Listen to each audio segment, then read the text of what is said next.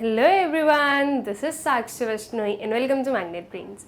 सो students, अब हम क्या पढ़ने वाले हैं। अब हम हमारा जो 6th चैप्टर है रूरल डेवलपमेंट, उसके एनसीईआरटी सॉल्यूशंस का पार्ट 3 करेंगे। इसके पहले हमने पार्ट 2 और पार्ट 1 किया था। आई होप सो कि वो दोनों पार्ट्स आप लोगों को अच्छे से क्लियर होंगे।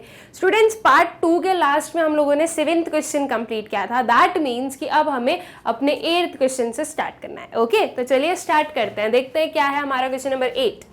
So mention some obstacles that hinder the mechanism of agricultural marketing.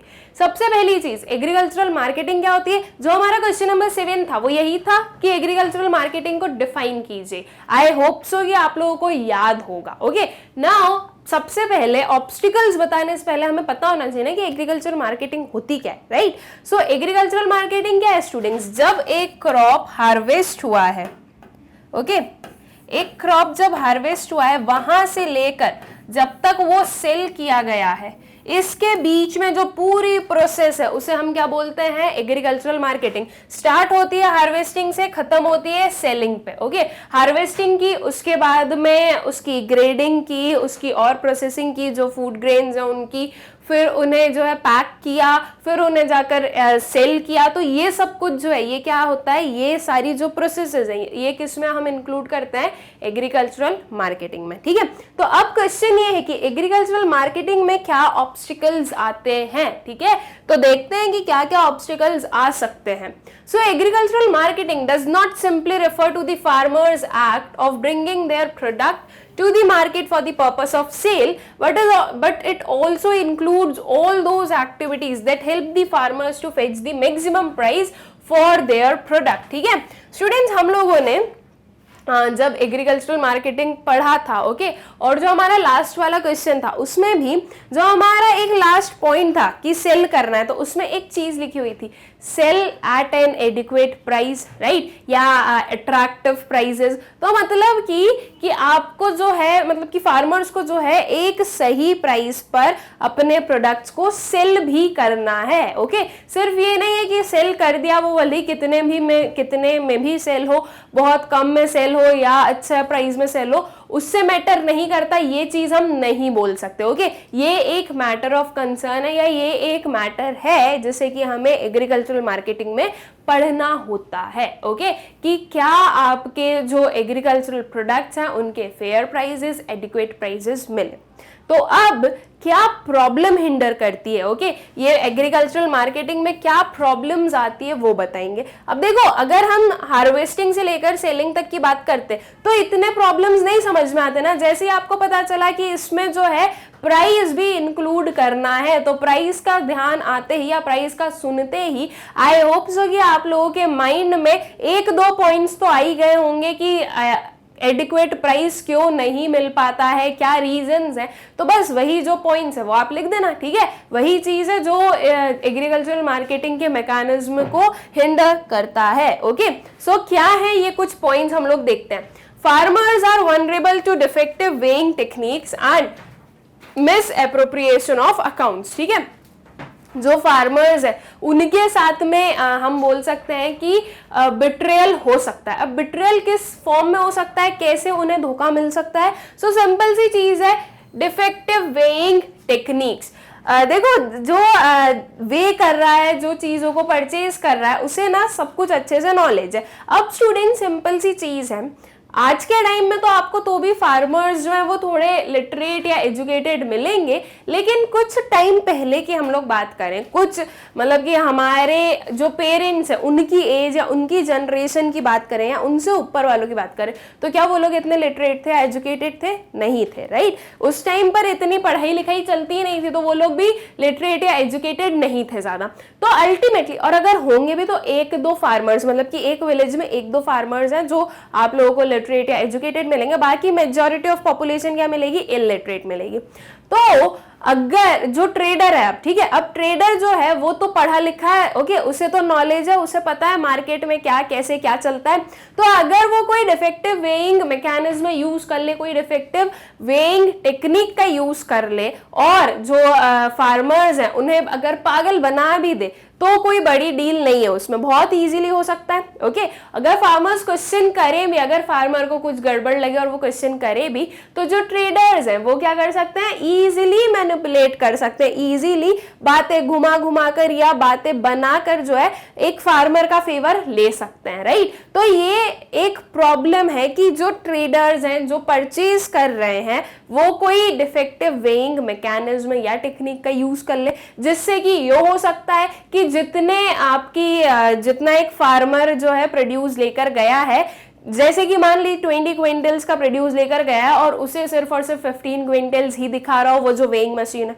Okay, ये हो सकता है, बिल्कुल पॉसिबल है। सिंपल सा एग्जांपल लो, जो वेइंग मशीन होती है, ओके, जो हमारा वेट वे करती है, उस मशीन में अगर वो जो हमारा वो होता है, वो अगर डिफेक्टिव होता है, मतलब कि 0 से स्टार्ट नहीं हो, अगर -5 से +5 से कुछ स्टार्ट हो और हम अगर उस पर ध्यान ना दें और हम उस पर स्टेप कर दें, तो हमारा जो वेट आएगा वो एप्रोप्रिएट नहीं आने वाला है। बिल्कुल सही बात है। तो ये तो हमें दिख गया कि वो जो है वो 0 पर नहीं है, राइट। लेकिन जो छुपा के किया जाता है उसमें भी तो हो सकता है, राइट। डिफेक्टिव मतलब कि जो वेइंग टेक्निक्स है उसको डिफेक्टिव बनाना या उसमें हम बोल रहे हैं कि मैनिपुलेशन करना बहुत इजी चीज है। ये जैसे आता है ना, वो बहुत इजीली उसे कर सकता है, जिससे कि लोगों को पता भी नहीं चलेगा। ओके, तो ये एक प्रॉब्लम है कि देखो जो फार्मर्स हैं उनके साथ में ये चीजें हो सकती है, ठीक। Farmers are often ill-informed about the market prices and market conditions. Being ignorant, farmers are forced to sell their product at the lower prices. अब जो farmers हैं उन्हें मार्केट के बारे में ज्यादा इन्फॉर्मेशन होती नहीं है, ठीक है, और मार्केट में क्या प्राइजेस चल रहे हैं उसकी भी ज्यादा इन्फॉर्मेशन होती नहीं है। तो अल्टीमेटली ये होता है कि फार्मर्स जो हैं उन्हें सही प्राइस नहीं मिला, उन्हें बोला गया कि नहीं यही प्राइस चल रहा है, माइट भी वो नहीं चल रहा हो, उससे ज्यादा चल रहा हो, लेकिन जो फार्मर्स हैं उन्हें अल्टीमेटली लो प्राइसेस मिलते हैं, ठीक है। तो ये भी क्या है, एक प्रॉब्लम है। मतलब कि सारी जो आपको प्राइस से रिलेटेड प्रॉब्लम आ रही है ना, वो यहाँ पे लिखते जाओ, ठीक है। सारी वो जो प्रॉब्लम्स है वो सही हो जाएगी। बस ये है कि अपने बिल्कुल अपने मन से मत बना देना, थोड़ा बहुत मन से बना रहे हो तो ये देखना कि सही बना रहे हो। और अभी तक जितना पढ़ा है उसमें आपको 3-4 पॉइंट्स तो आराम से मिल ही जाएंगे ऐसे लिखने के लिए, ठीक है। The farmers lack access to proper storage facilities to store their produce for future sell at better prices, ठीक है। अब देखो इसमें जो है मार्केटिंग का एक दूसरा सिनेरियो भी आया है, वो है स्टोरेज। स्टोर करना भी मार्केटिंग का ही काम है, राइट। जितने को स्टोर करना है करो, जितने को सेल करना है करो। तो अब जो फार्मर्स है उनके पास में प्रॉपर स्टोरेज फैसिलिटीज तो है नहीं, आई शुड से थी नहीं, आज की डेट में तो काफियों के पास में है, लेकिन थी तो बिल्कुल भी नहीं, right. So proper storage facility नहीं थी या नहीं है, तो उसकी वजह से क्या हो रहा है कि जो फार्मर्स हैं वो आज अपनी क्रॉप्स को, अपने जो ग्रेन्स है उन्हें रोक कर नहीं रख सकते कि जब प्राइसेस अच्छे होंगे तब सेल कर देंगे। ये पर्टिकुलर जो एडवांटेज है उन्हें नहीं मिल सकता, रीजन कि उनके पास में स्टोरेज फैसिलिटी नहीं। उन्हें जो है उनका प्रोड्यूस सेल करना ही पड़ेगा, अगर नहीं किया तो वो खराब हो गया, अगर तो जितना आज मनी मिल रहा है उसके लिए उतना भी नहीं मिलेगा फिर, राइट। तो ये भी एक प्रॉब्लम है। अगर स्टोरेज फैसिलिटी प्रॉपर हो तो फार्मर्स जो है वो स्टोर भी कर लें, एक स्पेक्युलेटिव मोटिव जो है उनका उसको देख के कि अच्छा फ्यूचर में जो है इसके प्राइसेस इंक्रीज हो सकते हैं, तो वो एट प्रेजेंट उसे स्टोर भी कर ले और फिर इन फ्यूचर उसे सेल कर दे, ताकि उन्हें ज्यादा अच्छा जो है रेट्स मिल सके। Okay, The farmers cannot avail agricultural credit, leading to their exploitation by the money lenders and mahajans, ठीक है। जो फार्मर्स हैं वो एग्रीकल्चरल क्रेडिट जो है वो अवेल नहीं कर सकते हैं, या वो उन्हें उसका जो है सही तरीके से नहीं मिलता था।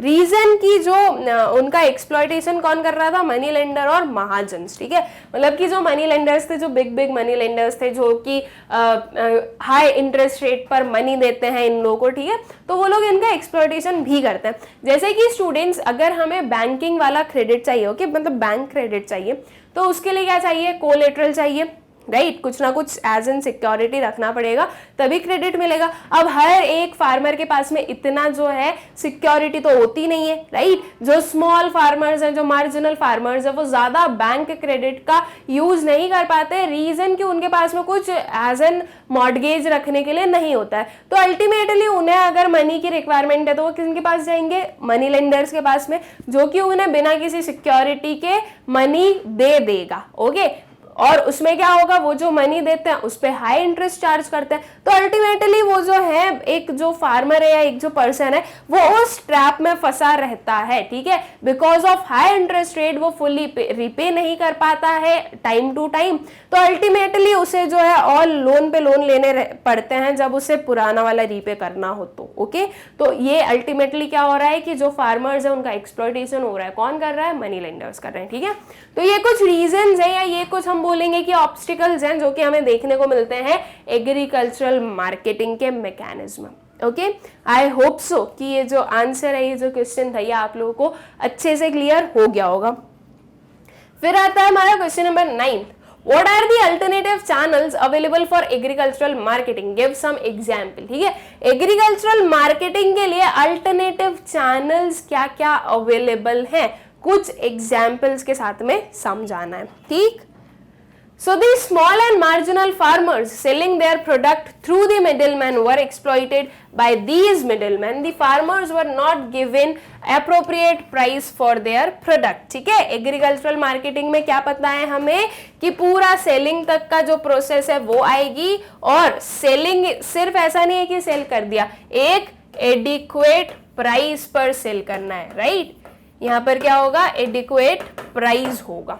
सो एडिक्वेट प्राइस पर सेल करना है। अगर वो एडिक्वेट प्राइस नहीं मिल रहा है तो हम बोलेंगे कि ये जो था ये सही चीज नहीं हुई। ओके, अब हमें क्या बताना है कि एग्रीकल्चरल मार्केटिंग के अल्टरनेटिव चैनल्स क्या है, मतलब कि कहाँ कौन कौन सी जगह है, दूसरी चैनल्स हैं जहां पर एक जो फार्मर है वो अपने प्रोड्यूस को सेल कर सकता हो, ठीक है। अब जो स्टार्टिंग लाइन हमने लिखी उसमें हमने क्या बताया कि क्या प्रॉब्लम क्या अराइज होती थी। तो जो स्मॉल और मार्जिनल फार्मर्स थे वो जब अपना प्रोडक्ट एक मिडिलमैन को सेल कर रहे हैं तो वो किससे एक्सप्लॉइट हुए, मिडिलमैन से एक्सप्लॉइट हुए, ठीक है। उन्हें जो है उनके प्रोडक्ट्स के लिए एप्रोप्रिएट प्राइसेस नहीं मिल रहे थे। ओके, जैसे कि ये है फार्मर, ये है एक मिडिलमैन, और ये कोई भी मान लो इंडस्ट्री है, ठीक है। ये जो फार्मर का प्रोड्यूस है ये इस इंडस्ट्री में जा रहा हो ऐसा हम मानते हैं। तो पहले जो है फार्मर्स को अगर इस इंडस्ट्री तक अपना प्रोडक्ट पहुंचाना है तो फार्मर को पता ही नहीं कि अच्छा ऐसी कोई इंडस्ट्री एग्जिस्ट करती है जिसे वो डायरेक्टली सेल कर सकता है। फार्मर क्या करेगा, इस मिडिलमैन को सेल करेगा। ये जो मिडिलमैन है वो इस इंडस्ट्री को सेल करेगा। अब यहाँ पर सबसे ज्यादा फायदा किसका हुआ, इस मिडिलमैन का हुआ।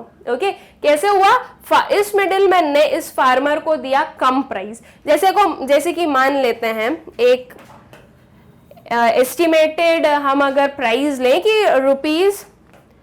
₹1500, ओके, 1500 पर क्विंटल पर जो है इस मिडिलमैन ने इस फार्मर से क्या परचेज किए, व्हीट परचेज किए, और इस मिडिलमैन ने इस इंडस्ट्री वाले को ये कितने में सेल किए, 2000 में सेल किए। ओके, तो हुआ ना एक्सप्लॉयटेशन। टोटल 500 पर क्विंटल का इन्होंने क्या कर लिया, एक मार्जिन रख लिया, राइट। अब इतना मार्जिन अगर रखेंगे तो ऑब्वियस सी चीज है कि जो ये इंडस्ट्री वाले हैं ये जब उसको और प्रोसेस कर मार्केट में सेल करेंगे तो उसके प्राइसेस हाई होंगे। तो देखो ये अब इस चीज को समझो कि एक प्रिवेलिंग जो मार्केट प्राइस चल रही है व्हीट की वो मान लीजिए चल रही है 2100 की, ठीक है। लेकिन जब ये इंडस्ट्री वाला बल्क में परचेज करेगा और जो मिडिलमैन होता है वो पूरा 2100 में तो सेल करेगा नहीं, 2100 मार्केट में चल रही है, मतलब कि इससे कम जो प्राइस है वो ये मिडिलमैन चार्ज करेगा और फिर उसमें प्रोसेसिंग होगी, उसमें सब मिला मुलू के जो है 100 रुपीज एक्स्ट्रा एड ऑन होने वाले हैं। ओके, तो अल्टीमेटली यहाँ पर एक्सप्लॉयटेशन हुआ किसका, इस फार्मर का। फार्मर को जो प्रिवेलिंग प्राइसेस हैं उस प्रोडक्ट के उससे काफी कम जो अमाउंट है वो मिल रहा है, राइट। तो ये एक प्रॉब्लम है, ये जो चैनल है इसे हमें क्या करना है, अबॉलिश करना है। ये मिडिलमैन को हटा दो। ये मिडिलमैन जो है वो फार्मर का क्या कर रहा है, एक्सप्लॉयटेशन कर रहा है। अगर फार्मर डायरेक्टली उस इंडस्ट्री वाले को सेल करता तो हो सकता था ये जो 1500 है ये उसे मिल जाए 1800 में, पॉसिबल, राइट। या फिर जो इंडस्ट्री वाला है अगर उसने 1500 में परचेस किया है तो वो आगे 2100 ना लगा के जो एक एडिक्वेट अमाउंट है, जैसे कि मान लीजिए 1800 ये लगा ले। ओके, हाँ ये चीज बिल्कुल पॉसिबल है कि इंडस्ट्री वाला जो है वो भी एक्स्ट्रा चार्ज कर ले, ये चीज भी पॉसिबल है। लेकिन अगर हम कंपैरिजन करें तो मिडिलमैन जो है अगर वो बीच में रहेगा तो ज्यादा एक्सप्लॉयटेशन होगा फार्मर का। ओके, अगर मिडिलमैन नहीं है, जो फार्मर्स है वो डायरेक्टली इंडस्ट्री वाले को सेल कर रहे हैं, तो इतना जो है हम एक्सप्लॉयटेशन नहीं बोलेंगे, बिकॉज इनके बीच में पहले ही जो है एग्रीमेंट हो गया। ये जो इंडस्ट्रियलिस्ट है इसने क्या बोला कि उसने पहले ही बता दिया कि उसे किस चीज की जरूरत है, कौन सा ग्रेन चाहिए, कौन सा प्रोडक्ट चाहिए, वो ये फार्मर जो है वो प्रोड्यूस करेगा। और पहले ही वो इंडस्ट्रियलिस्ट और फार्मर के बीच में कॉन्ट्रैक्ट हो गया कि इतने प्राइस पर जो है हम आपके क्रॉप से आपका प्रोडक्ट परचेज करेंगे। ओके, तो ये एग्रीमेंट पहले ही हो रखा है, ठीक है। तो इसमें जो है एक्सप्लॉयटेशन कम होता है फार्मर का एज कंपेयर टू जब बीच में कोई मिडिल मैन हो। Okay, in this context there arose a need for an alternative marketing channel. Under this channel the farmers can sell their product directly to the consumers that would fetch them comparatively higher prices, thereby attractive profits. अब मैंने जो अभी आपको example दिया वो उसमें industrialist जा रहा था, ठीक है, फार्मर एंड इंडस्ट्रियलिस्ट थे। अब फार्मर एंड कंज्यूमर्स भी हो सकते हैं। ओके, डायरेक्टली जो हो आप कंज्यूमर्स को भी सेल कर सकते हो अगर उसमें कोई फर्दर प्रोसेसिंग की जरूरत ना हो। जैसे कि वीट है, वीट को अगर डायरेक्टली एज एन वीट ही सेल करना है तो फार्मर ने किसको सेल कर दिया, कंज्यूमर को सेल कर दिया। अगर इस वीट का फ्लोर बनाना है और फिर वो सेल होगा तो ये फ्लोर बनाने के लिए क्या चाहिए, एक कोई इसमें पूरी प्रोसेसिंग करनी पड़ेगी। तो या तो फार्मर खुद उसकी पूरी प्रोसेसिंग करे या वो किसी इंडस्ट्रियलिस्ट को दे दे, राइट। देख सुना ही है ना आप लोगों ने, फ्लोर जो 4 है उसके एड्स आते हैं, आप लोग खाते भी हो, राइट। आशीर्वाद, चक्की आटा एंड XYZ और भी जो भी आते हैं। तो ये सब क्या है, ये फार्मर से वीट लिए, उसको प्रोसेस किया और उसे सेल कर दिया कहाँ पर, जो कंज्यूमर्स हैं उनको। Okay, some of the examples of alternative marketing, agricultural marketing are अपनी mandi in states like Punjab, Haryana and Rajasthan, Hadapsar mandi in Pune, Rythu bazaars in Andhra Pradesh and Uzhavar Sandhais in Tamil Nadu. ये हम लोगों ने जब हमारा एग्रीकल्चरल मार्केटिंग पढ़ा था तो ये पढ़े भी थे हमने नेम्स, तो ये आप लोगों को याद भी रखना है। इतने पूरे नहीं रह रहे, 2-3 याद रख लो, ठीक है। ये जो अपनी मंडी इन पंजाब, हरियाणा, राजस्थान, बहुत इजी नेम है और ये तीनों स्टेट्स भी याद रख सकते हो, ठीक है। 1-2 और रख लो, ये रख लिया, ओके, ये याद रख लिया, तो ऐसे करके ना। ये जो अभी तक मैंने आप लोगों को एग्जाम्पल दिया वो किसका था, ग्रेन्स का था, राइट। जो क्रॉप्स थी वो ग्रेन्स के फॉर्म में थी, लाइक व्हीट, राइस, ऐसी वाली। अब इसके अलावा ये जो पर्टिकुलर हमारी मंडीज हैं, यहाँ पर क्या है, ये है फार्मर्स मार्केट।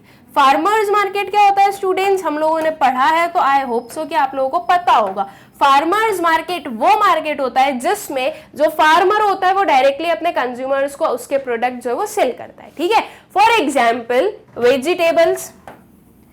वेजिटेबल्स जो है वो प्रोड्यूस किए गए एंड वो जो है सेल किए जाएंगे। अब इसमें जो है फार्मर वो खुद जो है सेल कर रहा है कंज्यूमर्स को, उसने ये नहीं बोला कि बीच में कोई मिडिल मैन आए, बिल्कुल जरूरत ही नहीं है। जिसने वेजिटेबल सो की है उसी ने जाकर सेल कर दी। ओके, फ्रूट्स हो गए जो बिल्कुल हम बोले कि ये जो नॉन ड्यूरेबल प्रोडक्ट्स हैं जो ज्यादा टाइम नहीं चलते हैं, जिन्हें डे टू डे सेल करना ही है, वो प्रोडक्ट्स जो हैं वो फार्मर्स मार्केट में सेल किए जा सकते हैं। अब इसकी वजह से क्या हुआ, फार्मर ने डायरेक्टली कंज्यूमर को सेल किया, कंज्यूमर जितना भी अमाउंट देगा वो किसकी पॉकेट में जाएगा, पूरा का पूरा एक फार्मर की पॉकेट में। ओके, एंड फार्मर जो है वो भी एडिक्वेट अमाउंट पर, एडिक्वेट प्राइसेस पर जो अपनी जो क्रॉप से अपना जो प्रोडक्ट है वो सेल कर सकता है। ओके, तो ये कुछ हमारे एग्जाम्पल्स थे किस चीज के, अल्टरनेटिव मार्केटिंग चैनल के।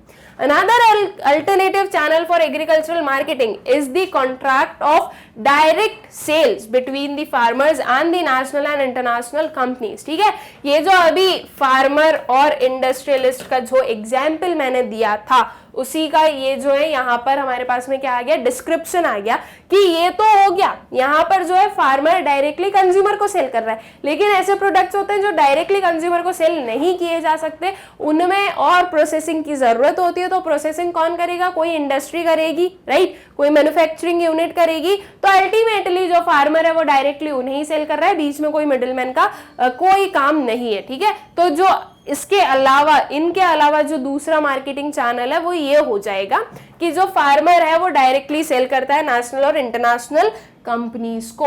Okay, these companies offer advance payments to the farmers for supplying products at predetermined rates। ठीक है, ये जो कंपनीज है ये क्या प्रोवाइड कर रही है या क्या ऑफर कर रही है, एडवांस पेमेंट्स। मतलब कि अभी उनको जो है रॉ मटेरियल्स मिले नहीं है, जो क्रॉप्स है वो मिली नहीं है, लेकिन जो कंपनीज है वो एडवांस में पेमेंट कर रही है। एडवांस में पेमेंट करने से क्या होगा स्टूडेंट्स, देखो सिंपल सी चीज है, हमें पता है कि सोइंग से लेकर हार्वेस्टिंग तक का जो टाइम पीरियड होता है वो काफी लॉन्ग होता है।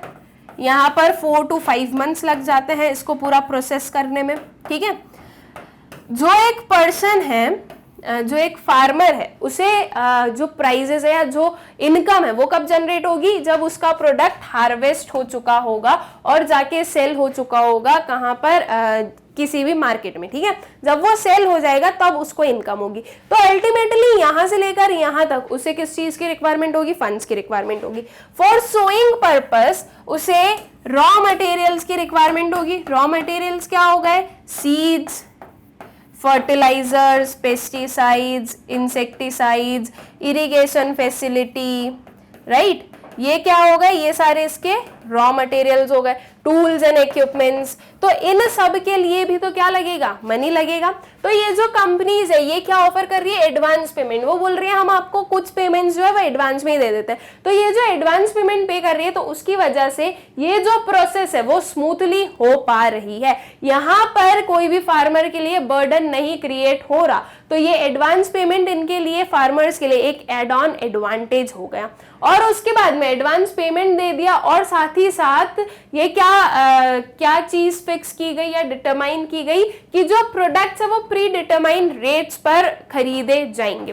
इट मींस कि सो कर रहे थे तभी उनका जो कॉन्ट्रैक्ट था वो हो गया है कि इतने टाइम के बाद में जब आपकी क्रॉप्स आ जाएंगी तो आपको ये पर्टिकुलर रेट्स मिलेंगे। ठीक है, तो इससे क्या हुआ, एक अश्योरेंस हुई, फार्मर्स को एक अश्योरेंस मिली कि हमें एटलीस्ट इतना अमाउंट तो मिलेगा ही मिलेगा। ओके, उनकी जो प्रोडक्ट्स हैं उनका इतना रेट उन्हें मिलेगा। इट मींस कि कोई भी काइंड ऑफ एक्सप्लॉयटेशन नहीं हुआ। अब उसमें ये चीज होती है कि अगर इतने टाइम पीरियड में प्राइजेस जो हैं वो अगर राइज हो जाए या कम हो जाए, दोनों चीज मैटर नहीं करेगी, बिकॉज इनका जो प्रोडक्ट्स हैं वो किस रेट पर खरीदे जाएंगे, एक प्री डिटरमिन्ड रेट्स पर। ओके, तो ये एक काइंड ऑफ एश्योरेंस भी है। तो ये एक थोड़ा सा रिलीफ वाली चीज होती है फार्मर्स के लिए कि at the end of the harvesting और एट द एंड जो ये पूरा सोइंग वोइंग हो जाएगा, ग्रो कर जाएंगी, तो एट द एंड उन्हें इतना अमाउंट तो मिल ही जाएगा। Okay, these alternative agricultural channels raise farmers' income and simultaneously reduce price risk for the small and marginal farmers। ये जो अल्टरनेटिव चैनल्स है उनसे क्या हुआ कि जो फार्मर की इनकम है वो इंक्रीज हुई और साथ ही साथ में क्या रिड्यूस हुआ, प्राइस रिस्क स्मॉल और मार्जिनल फार्मर्स के लिए। जो स्मॉल और मार्जिनल फार्मर्स जिनका एक्सप्लॉयटेशन बहुत इजीली हो सकता था, उनके लिए उनका जो एक्सप्लॉयटेशन है वो होने से बच गए। ठीक है, वो लोग, और फार्मर की इनकम कैसे इंक्रीज हुई, तो अब मिडिलमैन को हम लोगों ने हटा दिया है। फार्मर जो वो डायरेक्टली कंज्यूमर को सेल कर रहा है, तो फार्मर जो है वो सही प्राइस पे सेल करेगा और जो प्रिवेलिंग जो उसकी मार्केट प्राइस उसके अकॉर्डिंग उसे जो है इनकम जनरेट वो कर सकेगा। ठीक है, एंड सेम केस इंडस्ट्रियलिस्ट और फार्मर के बीच में होगी कि यहाँ पर भी कोई मिडिलमैन नहीं है और उन्हें एक अश्योरेंस है कि at the end of these 4-5 months उन्हें इतनी इनकम जनरेट हो ही जाएंगी। ठीक है, तो अल्टरनेटिव मार्केट चैनल्स जो है, अल्टरनेटिव मार्केटिंग चैनल्स जो है वो एक अच्छा ऑप्शन है फार्मर को अपनी इनकम इंक्रीज करने का। ओके, फिर आता है हमारा next question, distinguish between green revolution and golden revolution. अब दो रेवोल्यूशन हम लोगों से पूछे गए, ग्रीन और गोल्डन के बारे में हमें बताना है। ग्रीन रेवोल्यूशन तो हम लोग अपने इस बुक में पढ़ चुके हैं, मतलब कि हमारे सिलेबस में था भी ग्रीन रेवोल्यूशन, तो आई होप सो कि आप लोगों को बहुत अच्छे से पता है ग्रीन रेवोल्यूशन में क्या था। एक बार थोड़ा सा जल्दी से रिकैप कर ले तो ग्रीन रेवोल्यूशन किसके लिए था students? Specially wheat and rice के लिए। उसमें HYV सीड्स इंट्रोड्यूस की गई थी, that is high yielding variety seeds, जिनके थ्रू या जिनको सो कर ज्यादा अच्छा प्रोडक्शन मिल सकेगा। ठीक है, फिर आता है गोल्डन रेवोल्यूशन। सो गोल्डन रेवोल्यूशन क्या होता है? देखो, अगर नहीं पता है क्या होता है तो थोड़ा सा ना उसके कलर से हमें थोड़ा अपना जो माइंड है वो चलाना पड़ेगा कि गोल्डन क्या हो सकता है। सो स्टूडेंट्स, गोल्डन में हम लोग हनी ले ले, राइट? हनी याद कीजिए, गोल्डन गोल्डन सा दिखता है हमें। और हनी से रिलेटेड आई शुड नॉट से, वो बोलने में रिलेटेड लगता है, ऐसे कोई रिलेटेड नहीं है। हनी एंड हॉर्टिकल्चर, ओके, ये दो वर्ड्स याद रख सकते हैं हम, बिल्कुल अच्छे से रख सकते हैं। तो गोल्डन रेवोल्यूशन में क्या आएगा? Honey and horticulture. ठीक है, ग्रीन रेवोल्यूशन में क्या आ गया? Rice and wheat. Rice and wheat अगर बहुत स्पेसिफिकली नहीं भी बताना है तो एग्रीकल्चरल जो ग्रोथ है वो इंक्रीज करनी है। ठीक है, एग्रीकल्चरल प्रोडक्ट्स को इंक्रीज करना है। मेनली वो राइस एंड व्हीट के लिए था। याद रहे राइस एंड व्हीट, बहुत अच्छी बात है। नहीं याद रहे तो ग्रीन रेवोल्यूशन है, क्या करना है? ग्रीन क्या होता है? अपने जो क्रॉप्स होती है वो होती है, तो बस वो लिख देना है। ठीक है, तो दोनों का मीनिंग हम लोगों को समझ में आ गया। अब इसमें हमें क्या करना है? डिफरेंशिएट करना है। तो डिफरेंशिएट करना भी इजी है ना, मीनिंग पता है, उसके हिसाब से थोड़ा थोड़ा लिखते जाएंगे कि क्या होता है, राइट? सो ग्रीन रेवोल्यूशन आते हैं सबसे पहले। So the combined use of HYV seeds and increase use of fertilisers and developed irrigation facilities jointly to increase the production of rice and wheat. Okay, This increase in the production of food grains is known as the Green Revolution. Green Revolution में क्या हुआ था? HYV seeds आई थी। HYV seeds को properly grow करने के लिए fertilisers का यूटिलाइजेशन बहुत जरूरी था और साथ ही साथ में प्रॉपर इरिगेशन फैसिलिटी होना भी बहुत जरूरी था, राइट? ये तीनों फीचर्स बहुत अच्छे से याद रखना है ग्रीन रेवोल्यूशन के। ओके, आया किसके लिए था green revolution? Rice and wheat के लिए। अल्टीमेट गोल क्या था? प्रोडक्शन इंक्रीज करना। सारी ये जो 4-5 चीजें थी सबको मिक्स करके एक जो है डेफिनेशन में फॉर्म कर दो, वो आ जाएगा आपके ग्रीन रेवोल्यूशन का मतलब। ठीक है, अब सेम चीज आते हैं अगर हम गोल्डन रेवोल्यूशन पे, तो वो क्या है? The rapid growth in the production of horticulture crops such as fruits, vegetables, tuber crops, flowers etcetera is known as golden revolution. एक चीज दोनों में कॉमन, क्या? Rapid growth of the production. ठीक है, जो जितने भी रेवोल्यूशन आए हैं सब में क्या करना है? उसमें मतलब कि ये तो है कि प्रोडक्शन में ग्रोथ करना ही है। ठीक है, तो ये तो दोनों में सेम हो गया। गोल्डन में क्या आ गया? हॉर्टिकल्चर आ गया। और हनी का प्रोडक्शन भी आप लोग बिल्कुल लिख सकते हैं, बिकॉज हनी का प्रोडक्शन भी गोल्डन रेवोल्यूशन में आता है। ओके, सो ये एक टर्म हम लोग इसमें ऐड कर सकते हैं। ओके, सो मीनिंग दोनों का क्या हो गया हमें समझ में आ गया है। It led to increase in the production, especially for rice and wheat. अब ग्रीन रेवोल्यूशन से क्या हुआ? अब वो लाई हम प्रोडक्शन इंक्रीज करने के लिए, तो प्रोडक्शन इंक्रीज हुआ ही है। जितने भी हमारे पास में स्टूडेंट्स रेवोल्यूशंस आए, उन रेवोल्यूशन का एक पॉजिटिव आउटकम हमें देखने को मिला है कि जो प्रोडक्शन है वो इंक्रीज हुआ है। ओके, सो प्रोडक्शन इंक्रीज हुआ है तो बस उस चीज को हम एक डिफरेंशिएशन लिख सकते हैं। ग्रीन रेवोल्यूशन में किसका प्रोडक्शन इंक्रीज हुआ? राइस और व्हीट का। और गोल्डन रेवोल्यूशन में किसका प्रोडक्शन इंक्रीज होगा? हॉर्टिकल्चर क्रॉप्स का, राइट? फ्रूट्स, वेजिटेबल, फ्लावर्स, इनका प्रोडक्शन इंक्रीज होगा। ठीक है, so it led to increase in production of fruits, vegetables, flowers, aromatic plants, species etcetera, spices etcetera. Okay, as a result of this revolution, India became self-sufficient in the production of wheat and rice. ठीक है, जो green revolution था वो काफी successful था और wheat और rice में जो हमारी कंट्री है वो क्या बन गई थी? सेल्फ सफिशिएंट बन गई थी। ओके, और गोल्डन रेवोल्यूशन की बात करें, so as a result of this revolution India became a world leader in the production of mangoes, bananas, coconut and spices. ये गोल्डन रेवोल्यूशन का पॉजिटिव आउटकम आया। ठीक है, एक होमवर्क है स्टूडेंट्स आप लोगों के लिए, फाइंड आउट करना कौन कौन से रेवोल्यूशंस थे और किस चीज के लिए रेवोल्यूशंस आए। ठीक है, pink revolution, blue revolution, white revolution, yellow revolution, okay, then golden revolution, और भी जो 2-3 रेवोल्यूशंस होंगे, सब कुछ सर्च करना कि एक्चुअल में कितने रेवोल्यूशंस आए हमारी कंट्री में और सारे किसके लिए। ये एक बेसिक सी चीज है जो कि आप लोगों को पता होना चाहिए और बहुत अच्छे से आप लोगों को याद रह सकता है, बिकॉज जो कलर के नेम दिए हैं वो उनके वर्क या जो एक्चुअल में जिसके लिए लाया गया है उसके कलर के अकॉर्डिंग आया है। जैसे कि ब्लू रेवोल्यूशन, तो वो फिशरीज या अगर हम पूरा कॉम्प्रहेंसिव वे में बोले तो एक्वेटिक एनिमल्स के लिए। तो ये एक्वेटिक एनिमल्स रहते कहाँ हैं? पानी में। पानी हमें क्या पता है कौन से कलर का होता है? ब्लू कलर का, तो इसलिए क्या कर दिया उसको? Blue revolution. इसी वे में सारे दूसरे रेवोल्यूशंस भी आए थे, ठीक है। और सारे रेवोल्यूशन से प्रोडक्शन इंक्रीज हुआ या नहीं हुआ, ये चीज भी आप लोगों को देखनी है। ये एक होमवर्क है, ये आपके सिलेबस का पार्ट नहीं है, लेकिन आप लोगों को पता होना चाहिए। जैसे कि गोल्डन रेवोल्यूशन के बारे में हम लोगों ने नहीं पढ़ा इस चैप्टर में, राइट? पूरा चैप्टर कंप्लीट किया लेकिन इसके बारे में नहीं पढ़ा। अगर नहीं पता होता तो आप यहाँ पे क्या लिखते? इसलिए सारी चीजों के बारे में पता होना चाहिए, ठीक है। ग्रीन रेवोल्यूशन तो हम लोग पुराने अपने चैप्टर्स में पढ़ चुके हैं, तो हमें पता है क्या होता है, राइट? आई होप कि आप लोगों को ग्रीन और गोल्डन दोनों रेवोल्यूशन अच्छे से क्लियर हो गए होंगे, ठीक है। फिर आता है हमारा next question, do you think the various measures taken by the government to improve agriculture marketing are sufficient? Discuss, ठीक है। तो जो गवर्नमेंट ने डिफरेंट जो मेजर्स लिए एग्रीकल्चरल मार्केटिंग को इंप्रूव करने के लिए, क्या वो सफिशिएंट थे? ये हमें इस चीज पर बताना है, ओके, कि क्या आप एग्री करते हो या नहीं करते हो। तो सबसे पहले तो क्या क्या मेजर्स लिए गए? रेगुलेटेड मार्केट्स फॉर्म किए गए, राइट? उसमें क्या था कि जो गवर्नमेंट है वो मॉनिटर कर रही थी, राइट? जो गवर्नमेंट भी उसमें थी, जो फार्मर्स थे वो भी उसका पार्ट थे, और जो ट्रेडर्स थे जो परचेज करने वाले थे वो भी उसका पार्ट थे। इट मीन्स कि 3 बॉडीज थी, तीनों बॉडीज को मिलके एक जो है कमेटी बनाई गई, और फिर मतलब कमेटी बनाई जाती थी और फिर जो प्राइजेस वगैरह है वो डिसाइड किए जाते थे। तो रेगुलेटेड मार्केट्स क्रिएट किए गए, ठीक है। फिर कुछ और भी जो मेजर्स लिए गए, जैसे कि जो फार्मर्स हैं वो डायरेक्टली कंज्यूमर को सेल करें, फार्मर्स मार्केट हुआ। ये जो फार्मर्स है वो डायरेक्ट जो एमएनसीज या नेशनल और मल्टीनेशनल कंपनीज जो है उन्हें सेल करें। तो क्या ये जो स्टेप्स थे वो सफिशिएंट थे क्या?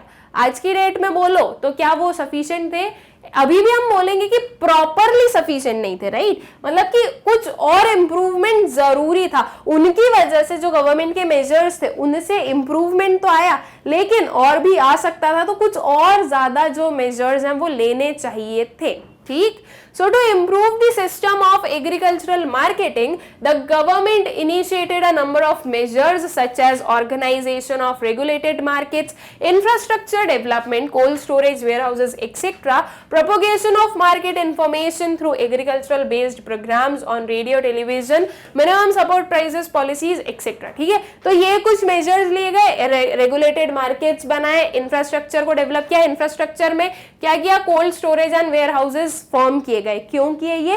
ताकि जो फार्मर्स हैं वो इजीली जो है उनके प्रोडक्ट्स को स्टोर कर सके, और जब इन फ्यूचर अगर उसके प्राइसेस हाइक हो तो वो इंक्रीज प्राइसेस पर जो है अपने प्रोडक्ट्स को सेल कर सके, ठीक है। तो स्टोरेज के लिए जो है कोल्ड स्टोरेज और वेयर हाउसेस फॉर्म किए गए। फिर जो मार्केट इंफॉर्मेशन है उसके बारे में मतलब मार्केट इंफॉर्मेशन दी गई सारे लोगों को with the help of TV, radio, इनके थ्रू, ठीक है, डिफरेंट प्रोग्राम्स के थ्रू, मतलब कि टाइम टू टाइम बताते रहे गवर्नमेंट की मार्केट में क्या चल रहा है। मिनिमम सपोर्ट प्राइस पॉलिसी लेकर आए। मिनिमम सपोर्ट प्राइस पॉलिसी में क्या था कि जो गवर्नमेंट है वो एक प्राइस सेट कर रही थी कि एटलीस्ट इतना प्राइस तो आपको मिलेगा ही मिलेगा आपकी क्रॉप्स के लिए, ठीक है। तो ये सारी चीजें जो है वो गवर्नमेंट ने एग्रीकल्चरल मार्केटिंग को इंप्रूव करने के लिए लेकर आई थी, ठीक है। However, despite various attempts by the government, the system of agricultural marketing in India has only been partly successful, ठीक है। वही चीज मैंने बोली कि ये जो मेजर्स ये इनसे इंप्रूवमेंट तो हुआ लेकिन उतना नहीं हुआ जितना होना चाहिए था, राइट। तो जो ये सारे जो मेजर्स लेकर आए इसकी वजह से जो एग्रीकल्चरल मार्केटिंग है वो कुछ हम बोलेंगे कि थोड़ी बहुत ही जो है वो सक्सेसफुल रहा, ठीक है। ये जो अटेम्प्ट्स है इस चीज को अच्छा बनाने के लिए वो हम बोलेंगे कि पूरा एकदम सक्सेसफुल नहीं था वो, ठीक है। कुछ और जो है मेजर्स लिए जाने चाहिए थे। The following are some of the obstacles in the successful agricultural marketing system. अब सक्सेसफुल क्यों नहीं रहा वो बताना है, ठीक है। क्वेश्चन क्या था कि क्या आपको लगता है कि जो एग्रीकल्चरल मार्केटिंग को इंप्रूव करने के लिए मेजर्स लिए गए वो सफिशिएंट थे? डिस्कस कीजिए उसको, अगर थे तो बताओ कि हाँ कैसे थे, मतलब कि उसके फेवर में पॉइंट्स बताओ, अगर नहीं थे तो उसके अगेंस्ट में पॉइंट्स बताना है, ठीक है। तो अब नहीं थे, हमारे अकॉर्डिंग नहीं थे ना, हमने यही बताया कि मेजर्स तो लिए लेकिन उतने जो है और अच्छा हो सकता था, उतना सफिशिएंटली वर्क नहीं हुआ है। तो अल्टीमेटली क्या बोलना चाह रहे हैं कि अभी इसमें कुछ ना कुछ कमी थी, वो सफिशिएंट नहीं थे। तो क्यों नहीं थे, वो लैक्यूनास जो है वो हमें यहाँ पर बताने हैं। सो फर्स्ट क्या आया हमारा, it is found that farmers often fall prey of defecting weighing techniques and misappropriation of accounts. ठीक है, जो फार्मर्स हैं वो कहीं ना कहीं इस चीज में फंस जाते हैं, ओके, डिफेक्टिव वेइंग मशीन में और मिस अप्रोप्रिएशन ऑफ अकाउंट्स में। अगर कोई वेइंग मशीन में कोई डिफेक्ट हो जो कि ऐसे छुपा के डिफेक्ट किया गया हो, जो कि इजीली विजिबल ना हो, तो फार्मर्स को कैसे पता चलेगा, राइट? तो अल्टीमेटली ये एक ऑब्स्टिकल था, इस चीज को भी सही करना जरूरी था, ओके। एक प्रॉपर मेजर्स लिए जाएं कि इस वे से जो है वो आपका मेजरमेंट होगा, okay. Farmers lack knowledge of market prices and market conditions, which forces them to sell their produce at a lower price. Information जो है वो provide कर रहा है, market information जो है उस government provide कर रही है different agricultural sources से, जैसे कि टीवी, रेडियो से, लेकिन फिर भी जो मार्केट इंफॉर्मेशन है वो या जो मार्केट का नॉलेज है वो हर एक फार्मर तक नहीं पहुंच पा रहा, ठीक है। तो अल्टीमेटली अगर फार्मर को पता नहीं है, अगर वो अनअवेयर है कि मार्केट प्राइसेस क्या है, कितने हैं, तो अल्टीमेटली उसका क्या हो सकता है, एक्सप्लॉयटेशन हो सकता है, ठीक है। उसका मिसयूज हो सकता है, कैसे, उसे कम प्राइसेस जो है वो दिए जाए, और एक बार प्राइसेस दे दिए, अगर कोई एक क्रॉप है वो बिक गई तो वो बिक गई मतलब बिक गई, अब जितने भी प्राइस पे गई हो, राइट। आपको अगर कोई शॉपकीपर कोई भी एक प्रोडक्ट लो प्राइस में दे दे, ओके, मान लो एक शॉप है, उसमें जो ओनर है वो नहीं है और जो वर्कर्स हैं वो हैं, और वो वर्कर को एग्जैक्ट अमाउंट ना पता, और वो आपको अगर लोअर प्राइसेस में दे दे और ओनर आए और वो बोले कि ये इतने का नहीं उतने का था, तो क्या आप ज्यादा प्राइस पे करोगे? नहीं, आप बोलोगे कि देना है तो इस प्राइस पर दो, आपने हमें ये प्राइस बताया था। अल्टीमेटली ओनर को भी कम प्राइस पर आपको सेल करना पड़ेगा। तो एक चीज अगर सेल हो गई है तो वो हो गई है, राइट, उसमें हम वापस चेंजेस नहीं कर सकते, ओके। तो सेम चीज, फार्मर को नॉलेज नहीं है, उसने अपना जो प्रोडक्ट्स है वो सेल कर दिया है तो हो गया वो सेल, ओके। अब उसमें कोई भी चेंजेस नहीं हो सकते, अब वो जिस भी प्राइसेस पर गए हो, तो फार्मर को नॉलेज नहीं थी, उसने क्या किया, कम प्राइसेस पर ही सेल कर दिया, मतलब कि अल्टीमेटली जो फार्मर है उसका क्या हुआ, एक्सप्लॉयटेशन हुआ है, okay. Storage facilities are insufficient, which forces the farmers to sell their produce at lower prices right after harvesting. Also, insufficient storage makes the crop vulnerable to pest and bad weather. ठीक है, storage facilities बहुत करी, ठीक है, cold storages, where houses बनाए गए, लेकिन फिर भी स्टोरेज फैसिलिटीज उतनी एडिक्वेट और प्रॉपर नहीं थी। प्रॉपर इन दी सेंस जितनी जरूरत है उतनी नहीं थी। डिमांड एंड सप्लाई का मिसमैच हो रहा था, जितनी डिमांड थी वेयर हाउसेस की उतनी वेयर हाउसेस की सप्लाई नहीं हो पा रही थी। तो अल्टीमेटली एक फार्मर को क्या करना पड़ रहा था, जैसे ही उसने हार्वेस्ट किया और उसे उसके जो फूड्स ग्रेन है वो सेल करने पड़ेंगे, बिकॉज अगर उसने स्टोर करके रखा तो कहाँ रखेगा? अगर वो कहीं हम बोले कि किसी ओपन ग्राउंड में अगर वो स्टोर करके रख रहा है, तो ओपन ग्राउंड में अगर स्टोर कर रहा है तो उसकी बहुत सारी प्रॉब्लम्स हो सकती है। मान लीजिए बारिश आ गई तो उसकी वजह से जो है आपकी जो क्रॉप्स है, आपके जो ग्रेन्स है वो खराब हो सकते हैं, राइट। तो अल्टीमेटली स्टोरेज फैसिलिटी प्रॉपर नहीं थी, तो जस्ट आफ्टर हार्वेस्टिंग ये जो प्रोडक्ट्स है वो सेल करने पड़ रहे थे, जो फूड ग्रेन्स है वो सेल करने पड़ रहे थे एक फार्मर को, ताकि वो खराब ना हो, ओके, और एटलीस्ट उसका कुछ तो अमाउंट मिले, बिकॉज वंस अगर वो खराब हो गए तो उसके बाद में उन्हें जो फार्मर्स है उन्हें उसका कोई भी रिटर्न नहीं मिल पाएगा, ओके। तो ये स्टोरेज फैसिलिटीज इम्प्रॉपर होने की वजह से भी जो फार्मर्स हैं उनको कम प्राइसेस पर जो है सेल करना पड़ रहा था, okay. it is found that farmers often fall prey of defective weighing techniques. There is a lack of institutional sources of finance which forces the farmers to fall back on money lenders for obtaining credit. ठीक है, ये जो first वाली point है ये थोड़ा सा copy paste हो गया है, तो इसे आप थोड़ा इग्नोर करें क्योंकि हम ऑलरेडी पढ़ चुके हैं. एंड जो फोर्थ वाला पॉइंट है वो यहाँ से स्टार्ट होगा हमारा. There is a lack of institutional sources of finance which forces the farmers to fall back on money lenders for obtaining credit. ठीक है, इंस्टीट्यूशनल सोर्स ऑफ फाइनेंस की कमी है. गवर्नमेंट ने रूरल क्रेडिट तो बहुत प्रोवाइड किया, उसके लिए क्या किया, काफी मेजर्स लिए गए ताकि रूरल क्रेडिट मिले, चीप रेट्स पर लोगों को क्रेडिट मिले. लेकिन ये रूरल क्रेडिट का जो फुल एडवांटेज है वो तो बिग फार्मर्स ही ले पाए. ठीक है, क्योंकि बिग फार्मर्स के पास में क्या था स्टूडेंट्स, कोई एक सिक्योरिटी थी. ठीक है, सिक्योरिटी आप बोल लो, लैंड बोल लो, या कोई भी एक ऐसी थिंग थी जिसे वो एज एन मॉर्गेज रख सकते थे. एंड जो रूरल क्रेडिट है, मतलब कि जो बैंक्स हैं, उन्हें क्या चाहिए, मॉर्गेज चाहिए. अगर आप मॉर्गेज नहीं दोगे तो वो आपको क्रेडिट प्रोवाइड नहीं करेंगे. तो बिग फार्मर्स के पास में तो मॉर्गेज के लिए सिक्योरिटीज थी, जो उनकी डिफरेंट लैंड ले लो या कोई भी आप थिंग ले सकते हो, वो थे. तो बिग फार्मर्स ने तो इसका यूज कर लिया. लेकिन जब बात आती है स्मॉल फार्मर्स की और मार्जिनल फार्मर्स की, तो वो लोग ये जो रूरल क्रेडिट है उसका प्रॉपरली यूज नहीं कर पाए. रीजन कि इनके पास में कोई भी सिक्योरिटी एज एन सिक्योरिटी रखने के लिए कुछ भी नहीं है. राइट, अगर बोलो कि उनका घर रख दो तो भाई घर रखोगे, उनका जो घर है वो भी आपको इतनी जो है वो अमाउंट प्रोवाइड नहीं करेगा. ओके, बिकॉज वो कोई बहुत ज्यादा लैंड कवर नहीं करते, उनके जो होम है वो भी, और साथ ही साथ उनकी जो फार्मिंग लैंड है वो भी उतनी नहीं होगी. ठीक है, तो इसकी वजह से उन्हें जो है एज एन मॉर्गेज रखने के लिए उनके पास में ज्यादा कुछ है नहीं, तो वो लोग उस बैंक के पास से क्रेडिट नहीं ले पा रहे थे.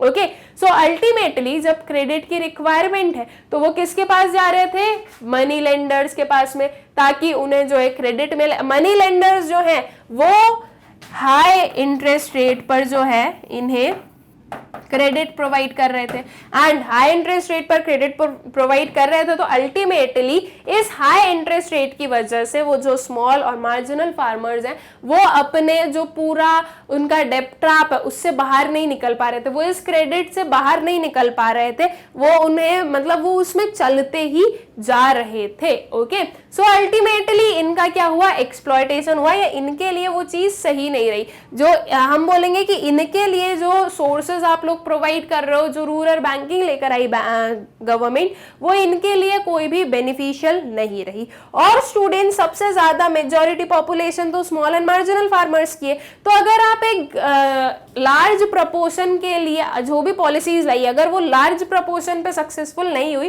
तो अल्टीमेटली वो कहीं ना कहीं एक फेलियर ही रही. Okay, transportation facilities are insufficient, as a result of which the farmers are unable to sell their produce at far off places. Transport facilities insufficient, that means transport facilities किसमें आएगा, हम अगर इसे broadly बोलना चाहे तो infrastructure जो है वो सफिशिएंट नहीं था, या इंफ्रास्ट्रक्चर जो है वो प्रॉपर्ली डेवलप नहीं था. राइट, जैसे कि वेयर हाउसेस, कोल्ड स्टोरेज उतने नहीं थे जितने जरूरत थे, वो भी इंफ्रास्ट्रक्चर में आता है. हमारे ट्रांसपोर्टेशन फैसिलिटीज किस में आती है, इंफ्रास्ट्रक्चर में आती है.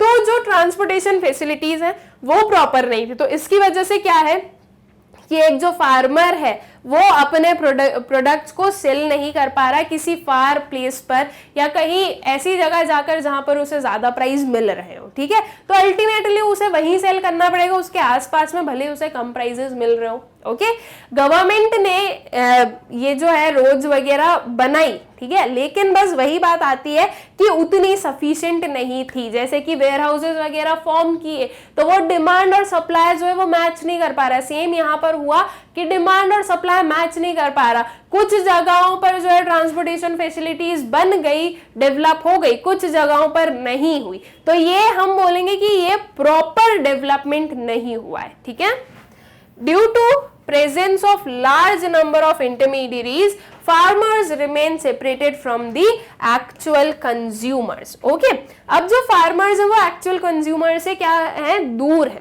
जैसे कि राइस हम लोग परचेज करते हैं, तो राइस परचेज करने के लिए स्टूडेंट्स आप एक फार्मर के पास जाते हो या एक किराना शॉप पे जाते हो? सिंपल सी चीज है, किसके पास जाते हो? किराना शॉप पे जाते हो, राइट? क्या इस किराना शॉप वाले ने ये राइस को प्रोड्यूस किया? नहीं, ये किसने प्रोड्यूस किया? फार्मर ने प्रोड्यूस किया। अब प्लीज मुझे वो एक्सेप्शन केसेस मत देना कि ये जो किराना शॉप वाला है वही एक फार्मर है, तो ये सब कुछ चीजें नहीं माननी। अगर हमें समझना है तो हमें थोड़े से अजम्पशंस लेने ही पड़ेंगे, ओके? अब फार्मर अलग है, किराना शॉप वाला अलग है। फार्मर ने क्या, किराना शॉप वाला जो होगा, जो उसका ओनर है, क्या उसे डायरेक्टली सेल किया? नहीं, फार्मर ने किसको सेल किया स्टूडेंट्स? फार्मर ने सेल किया एक ट्रेडर को, ओके? ये जो ट्रेडर था ये मान लीजिए मंडी में था। इस ट्रेडर ने सारा जो डिफरेंट इसे मिला था, जितने भी फार्मर से प्रोडक्ट्स, वो सारा असेंबल करके उस ट्रेडर ने क्या किया, किसी इंडस्ट्री को दिया, ठीक है? इस इंडस्ट्री ने क्या किया, उसमें प्रोसेसिंग की, फिर उसके बाद में इस इंडस्ट्री ने इसे दिया किसी होलसेलर को। इस होलसेलर ने फिर अल्टीमेटली किसे सेल किया? एक रिटेलर को। रिटेलर मतलब ये जो किराना शॉप पर आप गए, और इस रिटेलर ने फिर जाकर कहीं एक कंज्यूमर को सेल किया, ठीक है? बासमती राइस नाम सुना है? बासमती राइस क्या डायरेक्ट फार्मर जो है वो आपको लाके दे रहा है? नहीं, उसमें ये सारी चीजें हो रही है, राइट? बासमती राइस जो है वो मान लीजिए वो जो राइस है वो किसने बनाया? फार्मर ने बनाया। उसके बाद में उसने एक ट्रेडर को सेंड किया, ट्रेडर ने एक इंडस्ट्री को सेल किया, उस इंडस्ट्री ने पूरी उसकी प्रोसेसिंग की, उसमें जो भी अगर फ्लेवर्स वगैरह डालने थे वो किए, उसकी पैकेजिंग की, फिर उसने होलसेलर को दिया, होलसेलर ने रिटेलर को दिया और रिटेलर ने कंज्यूमर को दिया। सो फार्मर से लेके कंज्यूमर के बीच तक कितने लोग आ गए? 1 2 3 4। अभी हमारे पास में 4 हमें दिख रहे हैं, इससे ज्यादा भी हो सकते हैं। बीच में कोई एजेंट वगैरह हो तो वो भी हो सकता है। ये तो मैंने ब्रॉडली 4 लिए जो कि यूजुअली हमें देखने को मिलते हैं। नाउ अल्टीमेटली स्टूडेंट्स, इस फार्मर ने जिस प्राइस पर दिया है और इस कंज्यूमर ने जिस प्राइस पर दिया है उस पर काफी डिफरेंस होगा, ठीक है? जैसे कि एग्जांपल लेते हैं, मान लीजिए मैं कुछ 1-2 रुपीज ही ले रही हूँ, ठीक है? मान लीजिए इस फार्मर को ये जो उसने सेल किया है उससे उसको इनकम जनरेट हुई है 10 रुपीज की, ठीक है? कितने रुपीज की? 10 रुपीज की। इस ट्रेडर ने उसे जब खरीदा तो इस ट्रेडर ने जब इसे आगे इंडस्ट्री को सेल किया तो इसने सेल किया है 12 रुपीज में, ओके? सो 2 रुपीज का फायदा किसको हुआ? इस ट्रेडर को हुआ। फिर इस जो इंडस्ट्री है उसने इसके क्या किया? पूरा प्रोसेसिंग वगैरह की, उसकी पैकेजिंग वगैरह किया। पैकेजिंग प्रोसेसिंग करने में थोड़े ज्यादा अमाउंट लग गए। जैसे कि हम यहाँ पर देखें तो इसको 10 दिया। इसको 10 क्यों दिया? बिकॉज इस फार्मर ने रॉ मटेरियल्स लगाए, इस फार्मर ने फर्टिलाइजर्स लगाए, ओके? तो इसके लिए इसको इतना दिया। इस ट्रेडर ने क्या किया? सिर्फ इधर का सामान लेकर उधर सेल किया तो इसको 2 रुपीज का प्रॉफिट दे दिया। फिर इस इंडस्ट्री ने उसको सब प्रोसेसिंग वगैरह की तो इस इंडस्ट्री ने बोला कि ये कितने में सेल कर रहा है? ये सेल करेगा 16 रुपीज में, ठीक है? इसने 16 रुपीज में होलसेलर को सेल किया।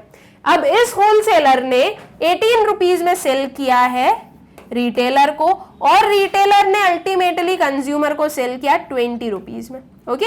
अब देखो कितना फार्मर को मिला और कितने में कंज्यूमर ने खरीदा। 10 रुपीज फार्मर को मिले थे और कंज्यूमर के पास में पहुंचते पहुंचते वो 20 रुपीज का बन गया। ये पूरी जो चेन थी उसमें इतना जो है उसकी वैल्यू इंक्रीज हो गई। अगर वही सेम 20 रुपीज डायरेक्टली इस फार्मर को मिलते तो इस फार्मर के लिए काफी प्रॉफिटेबल डील होती वो, लेकिन ऐसा नहीं हुआ, राइट? इनके बीच में इतने सारे इंटरमीडियरीज थे कि जो फार्मर और कंज्यूमर है वो डायरेक्टली नहीं मिल पाए, और जो इनका जो प्राइस था वो काफी हमें डिफरेंट दिखा, राइट? सो ये भी एक क्या है? ड्रॉबैक है, ओके? नाउ ये प्राइस बढ़ा क्यों स्टूडेंट्स? तो आई होप सो कि ये इसके पीछे की साइकोलॉजी आप लोगों को पता है कि ये जो प्राइस बढ़ा है ये उसको प्रोसेस करने का, हर एक सेक्शन में जो अपना प्रॉफिट है वो रखने का, ट्रांसपोर्टेशन कॉस्ट सब कुछ निकाल के फिर ये कंज्यूमर के पास में पहुंचा है। मतलब कि जो 20 रुपीज कंज्यूमर पे कर रहा है वो कंज्यूमर जो है वो रॉ मटेरियल्स का भी पे कर रहा है, वो ट्रांसपोर्टेशन का भी पे कर रहा है, वो पैकेजिंग का भी पे कर रहा है, वो हर एक चीज का पे करता है। तो अल्टीमेटली हम जो मनी देते हैं, जो हमें एमआरपी मिलती है, उस एमआरपी में सारे कॉस्ट जो होते हैं वो इंक्लूडेड होते हैं, साथ में हर एक पर्सन का प्रॉफिट इंक्लूडेड होता है। ओके मतलब कि कोई भी लॉस में नहीं जा रहा है, अल्टीमेटली हर एक चीज के लिए जो कंज्यूमर है वही पे करता है। ठीक है, so due to presence of large number of intermediaries farmers remain separated from the actual consumers. ठीक है, तो अगर डायरेक्टली एक्चुअल कंज्यूमर से अगर कॉन्टैक्ट होता फार्मर और कंज्यूमर का, तो ये फार्मर के लिए बहुत बेनिफिशियल होता, कंज्यूमर के लिए भी। कंज्यूमर्स को जो है इतना ज्यादा डायरेक्ट डबल प्राइस नहीं पे करना पड़ता, और साथ ही साथ में जो फार्मर है उन्हें भी जो है अच्छा प्राइस मिल सकता था। जैसे कि मान लो 15 रुपीज में फार्मर ने सेल कर दिया, 15 में कंज्यूमर ने खरीद लिया, दोनों के लिए प्रॉफिटेबल हुआ। कंज्यूमर को 5 रुपए कम पे करने पड़े और फार्मर को 5 रुपीज का और ज्यादा प्रॉफिट हो गया। राइट, तो ये भी एक क्या है चैलेंज, ये भी हम बोलेंगे कि ये एक शॉर्ट कमिंग थी। ठीक है, सो आई होप कि ये जो है आप लोगों को क्लियर हो गए होंगे कि जो गवर्नमेंट है उनकी जो पॉलिसीज थी वो सफिशिएंट क्यों नहीं थी। ठीक है, अब आते हैं अपन अपने जो क्वेश्चन नंबर 12 है उस पर। Explain the role of non farm employment in promoting rural diversification. ठीक है, तो अब जो क्वेश्चन आया है हमारे सामने वो है नॉन फार्म एम्प्लॉयमेंट से रिलेटेड। ठीक है, बताना क्या है स्टूडेंट्स, इसमें नॉन फार्म एम्प्लॉयमेंट का इंपॉर्टेंस, ये रोल पूछा है तो ये रोल का मतलब हो गया इंपॉर्टेंस। ठीक है, तो हमें नॉन फार्म एम्प्लॉयमेंट क्यों जरूरी है या रूरल डाइवर्सिफिकेशन में इसका क्या रोल है वो समझाना। स्टूडेंट सबसे पहले तो रूरल डाइवर्सिफिकेशन में क्या है, मतलब कि एक एग्रीकल्चर डाइवर्सिफिकेशन पढ़ा, रूरल एरियाज जो है वो सबसे ज्यादा किस पर डिपेंडेंट है, एग्रीकल्चर सेक्टर पर। And we know agriculture sector में हमें मेजर डिसगाइज्ड अनएम्प्लॉयमेंट देखने को मिलती है। राइट, डिसगाइज्ड अनएम्प्लॉयमेंट का मतलब क्या होता है कि जितने लोगों की जरूरत है उससे ज्यादा लोग इस पर वर्क कर रहे हैं। ओके, वही होता है क्या, disguised unemployment. So that means कि एग्रीकल्चर सेक्टर जो है वो इतने सारे लोगों का बर्डन नहीं ले पा रहा है, तो अल्टीमेटली जो एक्स्ट्रा बर्डन हो रहा है एग्रीकल्चर सेक्टर पर वो हमें क्या करना है, रिमूव करना है। तो उसके लिए जरूरी है कि एग्रीकल्चरल डाइवर्सिफिकेशन हो। ठीक है, एग्रीकल्चर डाइवर्सिफिकेशन में हमने दो हमारे क्या पढ़े थे, कंसेप्ट पढ़े थे या दो हमने वेज पढ़े थे। एक था हमारा क्रॉपिंग पैटर्न को चेंज करना, राइट, और एक था हमारा non farm areas of employment. इन दोनों की हेल्प से क्या हो सकता है, इन दोनों की हेल्प से एक जो फार्मर है उसकी इनकम इंक्रीज हो सकती है। अब वो कैसे, एग्रीकल्चरल डाइवर्सिफिकेशन करा, क्रॉपिंग पैटर्न चेंज की। अब जो एक स्टैटिक चलते आ रहे थे उसमें थोड़ा सा चेंजेस किया, तो क्रॉपिंग पैटर्न को चेंज करने से इनकम जनरेट हो सकती है। Non farm area of employment जो है उसमें अगर आप एम्प्लॉयड हो तो आपका जो सोर्स ऑफ इनकम है वो रेज हो सकता है। मतलब कि सिर्फ और सिर्फ अब एक पर्सन एग्रीकल्चर पर डिपेंडेंट नहीं है, उसके पास में दूसरी सोर्स ऑफ अर्निंग भी है। तो अल्टीमेटली हमें यहाँ पर क्रॉपिंग पैटर्न के बारे में बात नहीं करना है, हमें किसके बारे में बात करना है, non farm areas of employment के बारे में। एक जल्दी से रिकैप ले ले कि non farm areas of employment कौन कौन से हम लोगों ने पढ़े हैं या कौन कौन से एकदम बेसिक नॉर्मल से जो कि हमें पता है। राइट, तो क्या हो गया, horticulture, horticulture is what, fruits, vegetable, flowers, इनका जो प्रोडक्शन है वो। ओके, फिशरीज, फिश का जो फिश से रिलेटेड जो वर्क है वो, डेयरिंग, मिल्क से रिलेटेड जो वर्क है वो हो गया। एनिमल हस्बेंड्री, एनिमल को एनिमल के थ्रू जो है इंक्रीज करना हमारी जो इनकम है वो। ठीक है, तो ये कुछ हम लोग एकदम कॉमन से देख सकते हैं कि हमारे जो non farm areas of employment है वो ये है। ठीक है, तो अब स्टूडेंट्स हमें इस क्वेश्चन में करना क्या है, ये जो non farm areas of employment है इसका इंपॉर्टेंस जो आप लोगों को याद है ना वो लिख देना। ठीक है, इसका हमें रोल बताना है कि ये रूरल डाइवर्सिफिकेशन में कैसे, मतलब जो non farm area of employment है वो रूरल डाइवर्सिफिकेशन को कैसे प्रमोट करता है। तो बस हमें वही बताना है, मतलब कि जो जो इसके एडवांटेजेस है वो बताना है। एडवांटेजेस बता रहे हैं तो अल्टीमेटली उससे हम क्या समझा रहे हैं कि जो डाइवर्सिफिकेशन है वो क्यों जरूरी है। राइट, या डाइवर्सिफिकेशन प्रमोट कैसे हो रहा है, लोग जो हैं वहां के जो रेसिडेंट्स हैं, वहां के जो लोग हैं वो लोग non farm areas of employment में क्यों एम्प्लॉयड हो रहे हैं, उसके रीजन क्या है, तो वो सब कुछ जो है इसके जो इंपॉर्टेंस है उसमें कवर हो ही जाएगा और उसी के थ्रू जो है हमारा ये जो आंसर है वो कंप्लीट हो जाएगा। ओके, सो इसका आंसर देख लेते हैं आप। The non farm areas of employment are essential with a view to raise income and exploring alternative avenues of sustainable livelihood besides agriculture. Non farm area of employment क्यों essential है students? वो essential है income raise करने के लिए, और agriculture के अलावा जो और सस्टेनेबल लाइवलीहुड के सोर्सेस हो सकते हैं उन्हें एक्सप्लोर करने के लिए। ओके, जैसे कि सिंपल सी चीज है, इनकम कैसे रेज हुई? एक पर्सन है, एक फार्मर है, ओके, उसके पास में 10 एकर्स ऑफ लैंड है, ओके, इस 10 एकर्स ऑफ लैंड में से मान लीजिए कुछ 2 एकर्स ऑफ लैंड ऐसा है जो कि ज्यादा अच्छा प्रोडक्शन देता नहीं है, ठीक है, उसमें फूड ग्रेन्स का ज्यादा अच्छा प्रोडक्शन हो नहीं पाता है। तो इस फार्मर ने क्या सोचा कि इस 2 एकर्स ऑफ लैंड को किसी और वे में यूज किया जाए। उसने बोला कि वो जो है डेयरिंग का वर्क जो है स्टार्ट करेगा, मतलब कि डेयरी का वर्क स्टार्ट करेगा। तो उसे क्या थोड़ी सी प्लेस की जरूरत होगी। प्लेस की क्यों जरूरत होगी? इनके लिए जो डेयरी एनिमल्स लाने पड़ेंगे उनको रहने के लिए जगह तो देनी पड़ेगी, तो थोड़ी सी प्लेस की जरूरत होगी। पूरा 2 एकर्स ना भी यूटिलाइज हो लेकिन हो भी जाए तो जितना हो रहा है उतना ले लो। इसकी वजह से क्या हुआ, इस पर्टिकुलर प्लेस से तो मतलब कि फार्मिंग से तो इस पर्सन की इनकम आ ही रही है, लेकिन साथ साथ ये डेयरिंग का जो उसने वर्क स्टार्ट किया है उसकी वजह से भी क्या हो गई, इसकी इनकम आ रही है। तो अब डबल इनकम हो गई। सिंपल सी चीज है, वो जो आपके फार्मिंग के थ्रू जितना जो आउटकम मिल रहा था वो तो उतना ही मिल रहा है, उसमें इतना कोई चेंजेस नहीं लेके आए गए, लेकिन डेयरी एनिमल्स को लाने से, ये जो डेयरी का वर्क है वो स्टार्ट करने से उसकी इनकम जो है वो एक और जगह से बढ़ गई। तो अब उसकी जो इनकम है वो क्या हो गई, रेज हो गई, और साथ ही साथ में उसे एक और सोर्स मिल गया जहां से वो उसकी इनकम जो है वो जनरेट कर सकता है। अब अगर ये एग्रीकल्चर मान लो पूरा का पूरा 10 एकर्स जो कि 8 ही बचा है, मान लो पूरा 8 एकर्स में जो भी उसने क्रॉप सो की हो वो मान लीजिए पूरी डैमेज हो गई है, कुछ भी नहीं बचा उसमें से।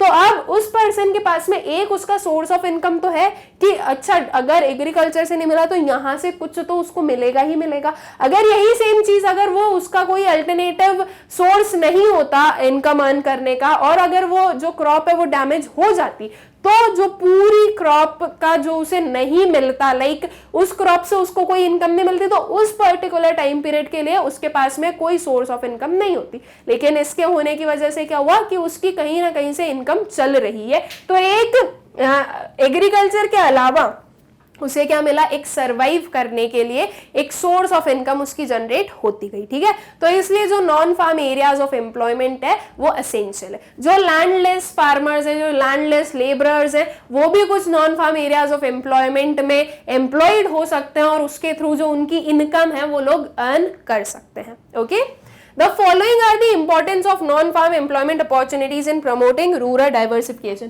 अब क्या है वो देखते हैं हम, ठीक है। A substantial portion of Indian farming is dependent on the vagaries of monsoon, making it a risky affair to rely upon solely. बिल्कुल सही बात है।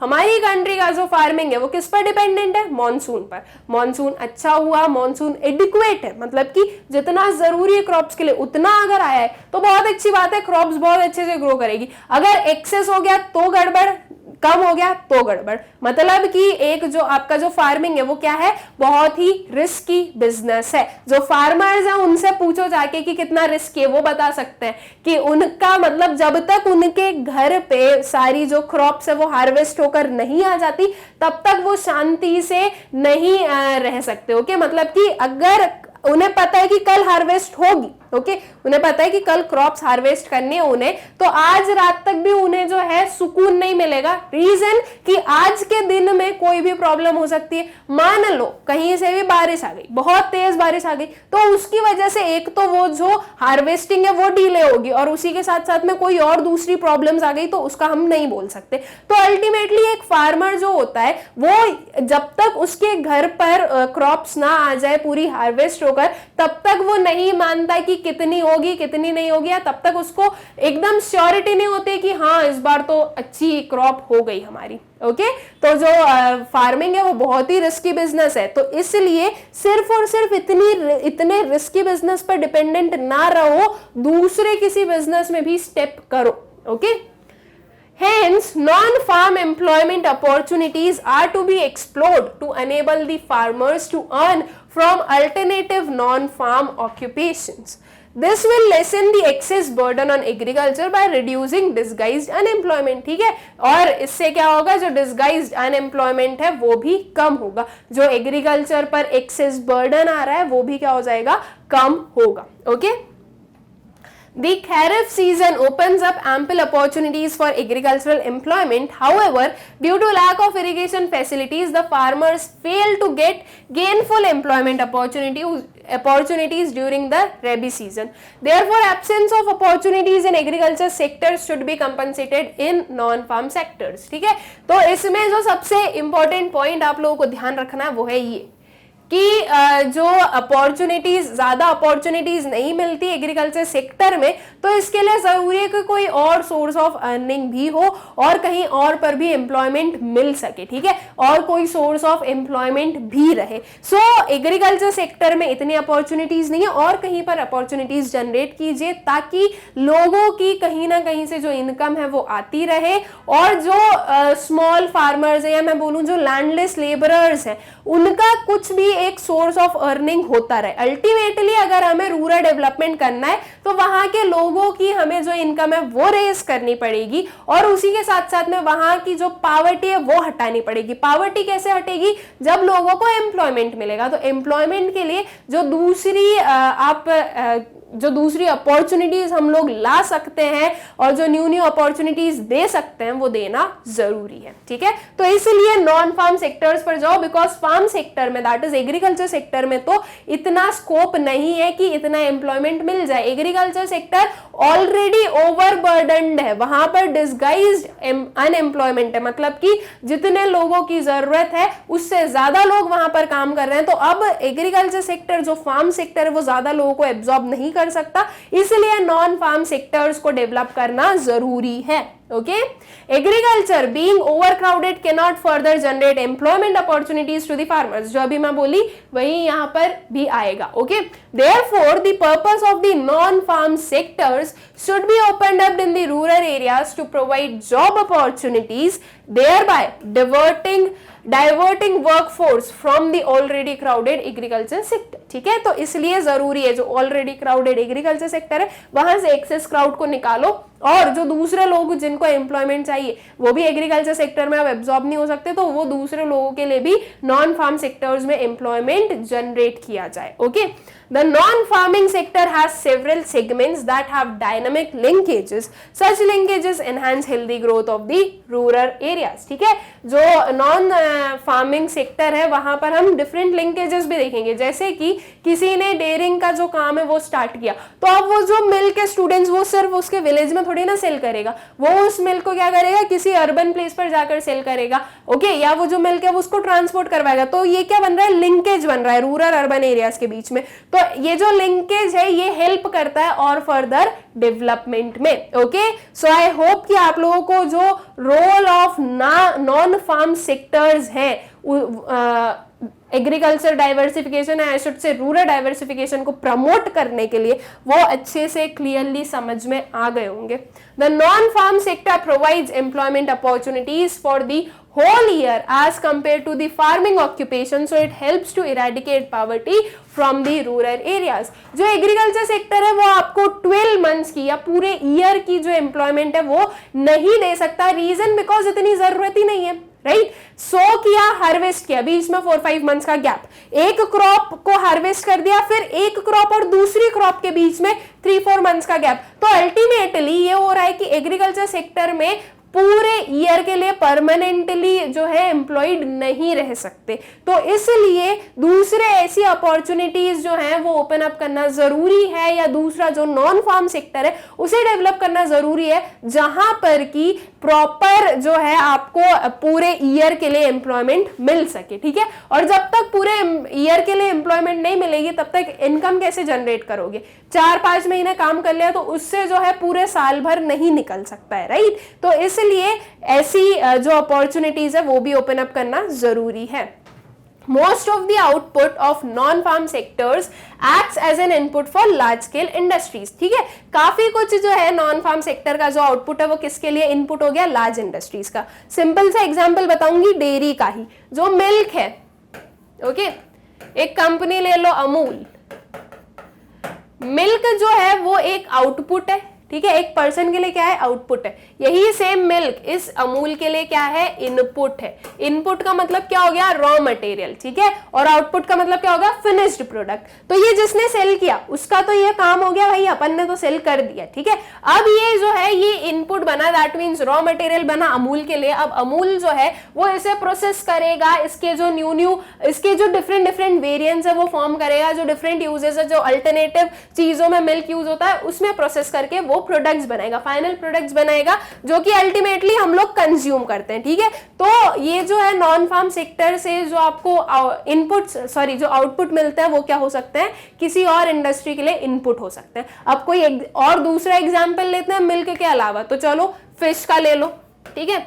फिश आउटपुट है for the one who is selling. मान लो इसने किसी मेडिकल इंडस्ट्री में cell किया जहां पे मेडिसिन बनती है. तो मेडिसिन में भी बहुत सारी जगह पर ये फिश का यूज किया जाता है, बिकॉज वो काफी न्यूट्रिशियस होती है. तो कुछ मेडिसिन में जो है फिश का यूज किया जाता है. तो अल्टीमेटली वो उस पर्टिकुलर इंडस्ट्री के लिए फिश क्या बनी, इनपुट बनी, मतलब कि वो क्या बनी, एक रॉ मटेरियल बनी, ठीक है. यहां पर भी हमें एग्जाम्पल दिया है, इस एग्जाम्पल को भी देख लेते हैं. Agro processing industries, food processing industries, leather industry, tourism etcetera. Okay, ये कुछ हमें जो है इंडस्ट्रीज के बारे में बताया कि ये हो सकती है. फूड प्रोसेसिंग इंडस्ट्री, पोटैटो जो है वो किसका आउटपुट था, जिस एक फार्मर ने सेल किया, लेकिन वो इनपुट बना, दैट मींस रॉ मटेरियल बना for a chips making company, ठीक है. और भी जो दूसरे पोटैटो की और भी जो चीजें बनती है उसके लिए ये यूज हुआ. तो सेम वे में ये जो चीजें हैं ये एक फार्मर के लिए आउटपुट हो सकती है, लेकिन उस किसी इंडस्ट्री के लिए क्या हो सकती है, इनपुट हो सकती है. Okay, this has twofold benefits. First, the large scale industries can specialize in their final output by relying on the processed inputs from the non-farm sectors, and secondly, such dependence of the large scale industries provides impetus to the non-farm sectors, reducing the urban rural regional disparity. ठीक है, तो अब इसके दो benefits हो गए, एक हो गया इंडस्ट्रीज के लिए और एक हो गया रूरल एरियाज या फिर जो रूरल पीपल है उनके लिए. कैसे हो गया, इंडस्ट्रीज के लिए हो गया कि उन्हें जो है डिजायर्ड प्रोडक्ट्स मिल गया और उन्हें जो है इजीली जो प्रोडक्ट्स है वो मिल रहे हैं.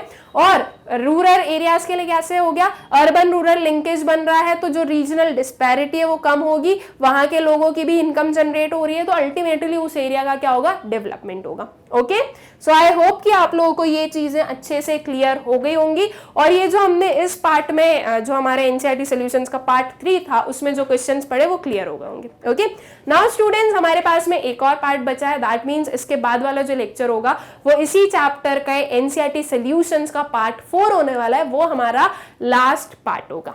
आई होप सो कि आप लोगों को ये जितने क्वेश्चंस इसमें थे अच्छे से क्लियर हो गए होंगे.